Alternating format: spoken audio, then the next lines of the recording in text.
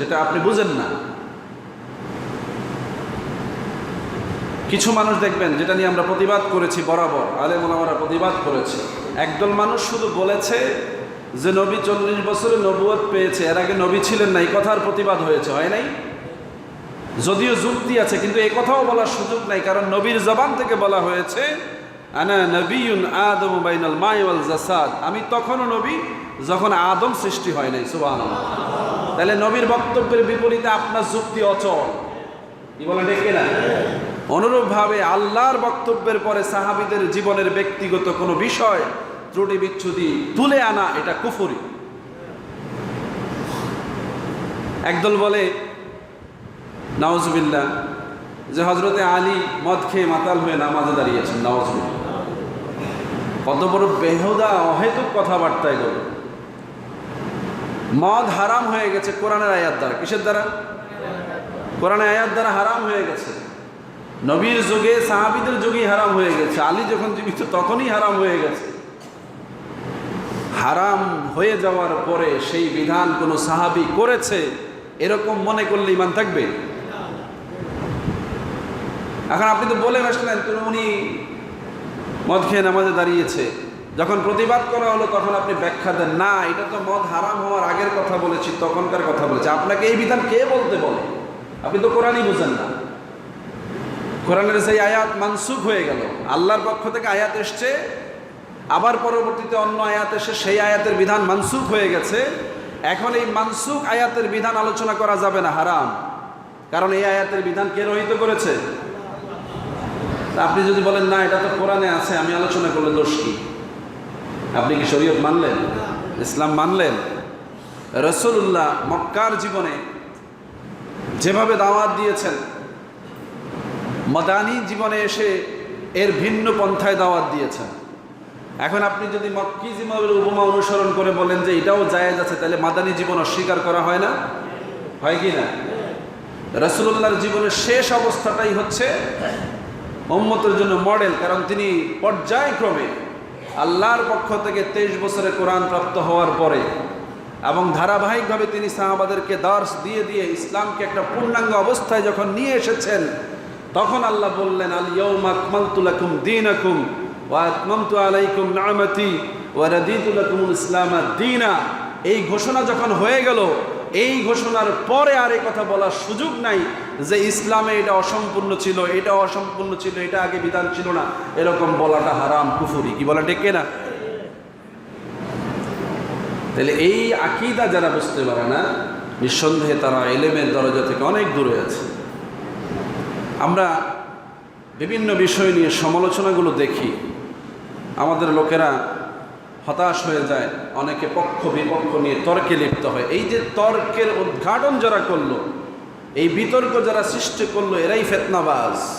এরা কি? ইসলামিক পরিভাষায় এদেরকেই ফিতনাবাজ বলা হয়েছে।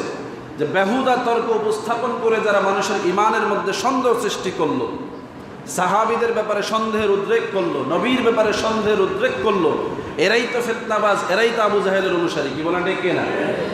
রাসূলুল্লাহ মেরাজ থেকে আসলেন, মেরাজ সম্পন্ন করে পৃথিবীতে এসেছেন। আবু জাহেলের কথায় কি আসে যায়? আবু বকর তো বিশ্বাস করে নিয়েছে, সাহাবারা মানছে, এতেই বা কি আসে যায়? আল্লাহ মেরাজ করিয়েছেন, নবী বলছেন, এটাই তো গ্যারান্টি। কি বলেন ঠিক না? এর পক্ষে আল্লাহ কোরআনে আয়াত দিয়েছেন, নাজিল করে দিয়েছেন যে আমি আমার এক বান্দাকে রাত্রিবেলায় মেরাজ সম্পন্ন করে জমিনে ফেরত দিয়েছি, এই তো দলিল। এখন বিজ্ঞানীরা আলোচনা করে এটা প্রমাণ করতে যাওয়াটাই কুফরি। কি বলেন ঠিক না?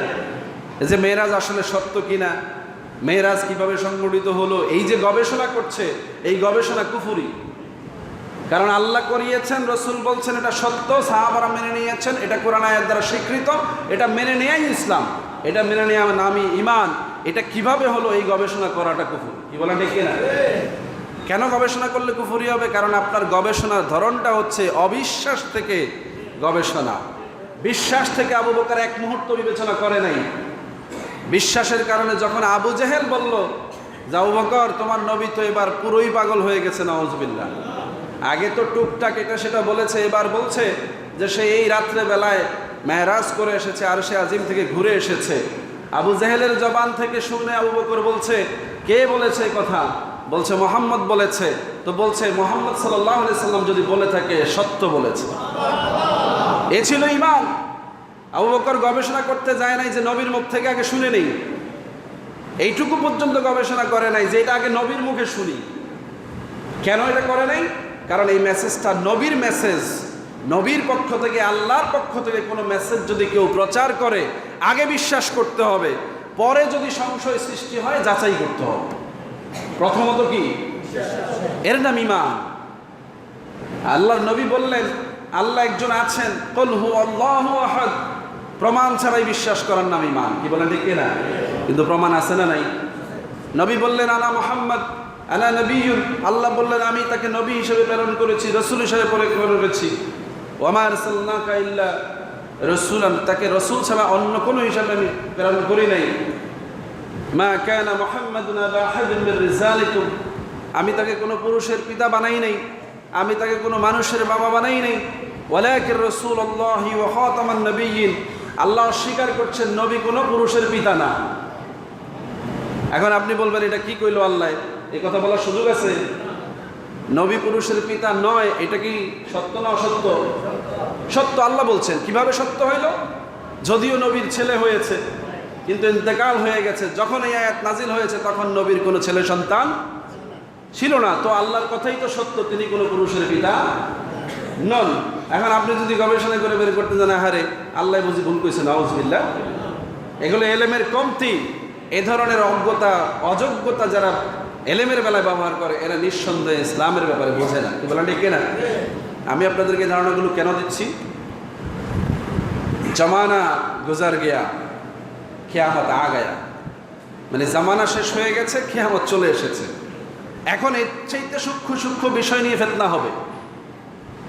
এমন এমন সূক্ষ্ম সূক্ষ্ম বিষয় আপনার সামনে চলে আসবে যেগুলো ইতিপূর্বে আলেমরা এগুলো আলোচনা প্রয়োজনই মনে করে নেয়, কিন্তু এখন সেগুলোকে উঠায় আইনা আপনার সামনে অনেকে বিজ্ঞ সাজার চেষ্টা করবে। এই বিতর্কগুলো তুলে এনে অনেকে নিজেকে স্কলার প্রমাণ করার চেষ্টা করবে। এটাই জামানার ফিতনা। এতেই ঈমান চলে যাবে। কারণ আমরা যে ঈমানের মুসলমান, আমরা এগুলো থেকে বের করে সমাধান নেওয়ার ক্ষমতা রাখি, জাজমেন্ট করার মতো যোগ্যতা রাখি।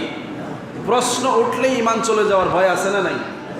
আজকে এই মসজিদে এখন যদি আমি এরকম একটা সংশয় তুলি যে ও আজকে জুমা তো হইতো না, নাউজুবিল্লাহ বলেন, এই এক কথাই অনেকে বলবে হায় হায় আজকে জুমা তো হইতো না, বলবে কি না? যার সাধারণ বোধ বুদ্ধি সে মনে করবে হুজুরে যেহেতু কইছে আজকে জুমা হইতো না, তো হইতো না। আমার উপরে যারা আস্থা আছে সেটা এটাই চিন্তা করবে। কি বলে ঠিক না? গবেষণা করবো মুরব্বীরা যারা একটু ভালো বোঝে তারা, না হুজুর এটা কি কইলো, জুমার দিন জুমা হইতো না মানাড়ে। বুঝতে পেরেছেন? কিছু স্কলার আমাদের সমাজে আছে, কিছু জ্ঞানী মানুষ আছে, তারা যখন কথা বলে তাদের শিষ্যরা, তাদের অনুগতরা তাদেরকে অবলীলায় বিশ্বাস করে নেয়, তর্ক করে না যে এটা যেহেতু অমুক ভাই বলেছে, এটা যেহেতু অমুক হুজুর বলেছে, অমুক স্কলার বলেছে, এটাই রাইট। সে গবেষণা করে না, কারণ সে তার অন্ধভক্ত। এই লোকের ঈমান থাকবে? অন্য যারা বোঝে তারা বিতর্ক করে যে না ইনি ভুল বলেছেন, ওনার এই আকীদা ঠিক নাই, এই করতে গিয়ে আবার অনেকের ঈমান মেরামত হয়। কি বলেন ঠিক না? তাইলে ওই যারা অনুগত কর্মী অন্ধবিশ্বাসে বিশ্বাস করে নিল, তাদের ঈমানের দায়ভার কে নেবে? কথা বুঝতে পেরেছেন? এই জন্য এখন আপনি বলবেন হুজুর আমাদের উপায় কি?